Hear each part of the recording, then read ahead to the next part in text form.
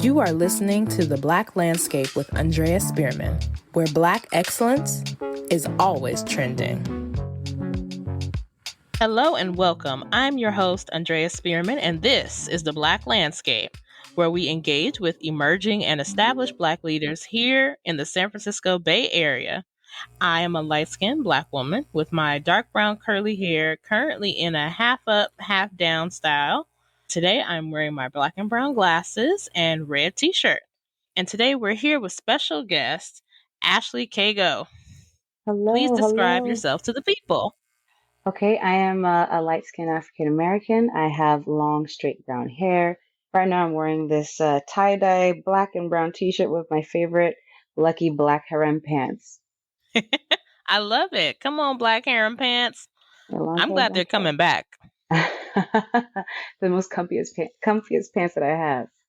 And when I wear them, good things happen to me, so I like to wear them all the time. So earlier this year, I spotted Ashlie and her artwork at a vibrant community indoor marketplace in West Oakland. So Ashlie, remind me, what was the name of that event and how did you get involved?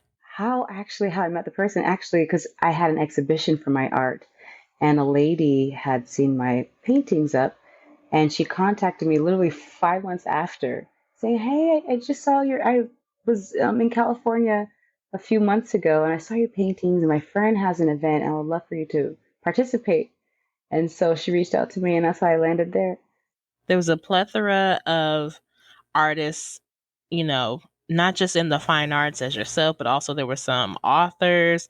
There were some folks who are in the kind of beauty industry with some beauty products. There were folks who were doing performances. It was a really great event to see that was specifically towards people of color and Black folks, and they had great food there. I was so impressed with your work. Thank you. But let's back up just a little bit. Wow, with the depth and kind of profound expression of your art, I would have thought you were a lifelong artist, but you're fairly new to this, right? I am. Funny enough, I started during the pandemic, 2020 of November. I started painting. I was painting shirts because I was bored. We were all stuck in the house, nothing else to really do. And actually, I do freelance hair and makeup. So once that pandemic hit, I wasn't painting faces anymore. So I was at home one day, I saw a plain shirt. I was like, let me just spice this up a bit. And I started painting the face, like a mask on there. And from there, people were like, "Oh my gosh, I want one." And the demands were getting so high. And my uncle finally saw one. And he was like, "Who painted this?" Because people actually know me to sing. And they're like, "Wow, she paints too? What?" And tell her to stop painting shirts to do statement pieces for houses. And so that's why I started painting on large canvases using bright colors and African masks, prints, and symbols to kind of show where I come from. I'm my culture, my background, I'm half Nigerian.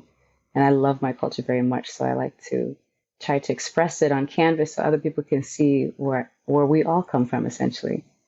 And your work has been so beautiful. It truly captured me that day. Even my mother, who I was with, we love art, especially Black art, Black created art and inspired art. And there was a specific one that had a woman in it. Talk more about that piece. Oh, I remember it. I know the piece you're talking about. It was she had like a scarf on, and she had beads around her neck, and you could see from her scarf, even though she was covered, she had her breast was exposed, and it was so funny when I was talking to your mom. I asked her, "What do you think this piece meant?" And she actually described it to the T of what I actually had meant. I told her the piece is called. Before I even told her the piece, she actually kind of knew the title before I told her it's actually called Contradiction. Because you have a Muslim girl who's covered and that's her upbringing and her beliefs. To cover herself with the fact that her breast is exposed is kind of contradicting to what she's supposed to be doing. Yes. It was such an experience. Thank you for that. And also, I didn't know you had these other skills, girl. You was beating faces. Yes, I was. It's painting. It's all part of the same thing, right? A blank face and a blank canvas. You just create It's Mm-hmm. great. So yeah, I do. I do some makeup. I do. And face painting and body painting. So I'm into all of that. Oh, like full body painting? Full body painting. Yes, yes, yes. Ooh. Okay. And like you're still Yeah. in the beauty business, right? Um, yeah, I still get clients who call me, but because painting has taken me, taken a majority of my time. So if I have returning clients, I actually do go and help them out, beat their face for them. But my art stuff has been going it's been going well. So I'm not doing makeup as much as I used to. Yeah, and see, that's what happened. This pandemic has actually led folks in many, many new directions of rediscovering ourselves, Hmm. finding out things about ourselves that we didn't know we had before, Hmm. allowing us to pivot and switch gears. Hmm. It's really been a great evolutionary process for folks to be able to slow down and really explore their own work in themselves. Hmm. How did your family feel when you started doing this painting? Like you said, folks were excited, but like, sometimes when you switch gears, parents and family like, what you doing now? My parents were like kind of shocked, like, "Oh, where did this come? Where did this come from, Ashley?" I'm like, "Wow!" I'm like, well, "I just discovered I was bored one day, and people are asking for this." So they weren't surprised because I'm always coming back home and like, hey, look what I'm doing here. This is what I'm doing now. So they were surprised, but not surprised at the same time.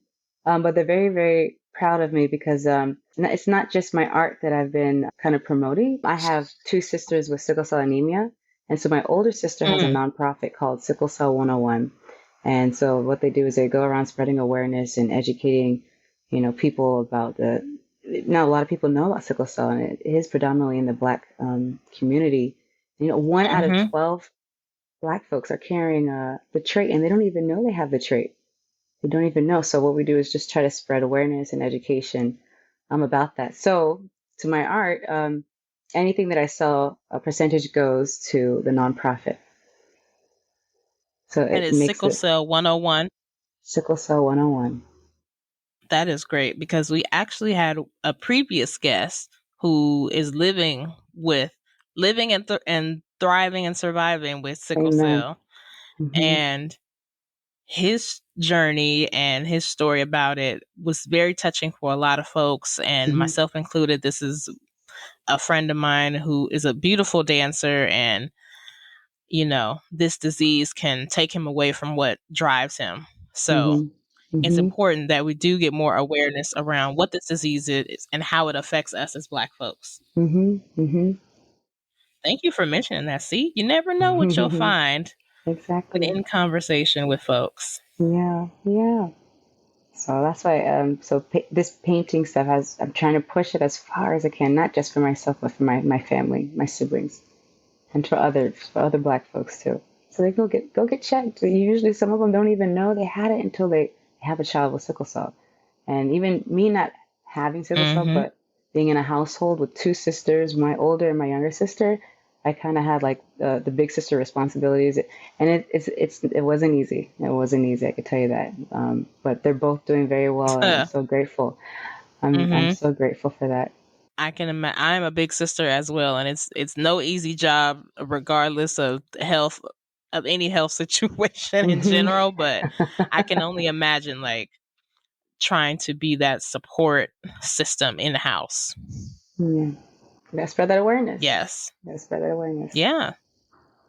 So you're an artivist at heart. Hmm. You're giving art, you're giving activism, you're giving awareness, coupling those things together. That's what we do as Black women. We're always putting things together. Most definitely, yes. Well, thank you again so much for taking this time to chat with us, Ashley. Ashley's links will be in the caption/show notes. Tap in and support Black art, Black creativity, Black excellence. Thank all of you out there for listening and supporting another season. Again, leave a review of the show on Apple Podcasts or in the comments of our social media. This has been another episode of The Black Landscape with Andrea Spearman, where Black excellence is always trending.